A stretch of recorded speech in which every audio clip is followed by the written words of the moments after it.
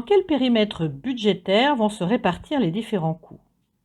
Si on prend le chien comme objet de coût, ou même le cadeau qui inclurait éventuellement une laisse, on est dans la perspective de la petite fille, donc dans son budget.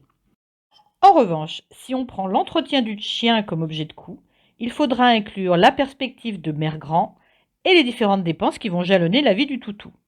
Enfin, si on considère les crottes sur les trottoirs, il faudra prendre la perspective des dépenses municipales.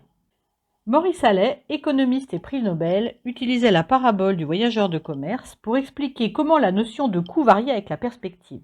Un voyageur de commerce prend un train à Calais. Combien ça coûte de le laisser monter dans le train? Cela dépend du point de vue que l'on prend. Pour le contrôleur, le coût est nul, puisque le train partira avec ou sans lui. Pour le chef de convoi, il pense aux wagons qu'il faut financer lorsqu'on met en place un train. Pour le chef de ligne, il pense au train qu'il faut mettre en place. Et pour le chef de réseau, aux lignes qu'il faut construire pour que les trains puissent circuler. Et c'est pour ça qu'il est très important de bien définir son objet de coût, à la fois pour dire ce qu'on inclut à l'intérieur, mais aussi pour dire dans quelle perspective on se place. Parce que entre la perspective du chef de gare et la perspective du directeur de la SNCF, eh bien ça va des clopinettes à un bras.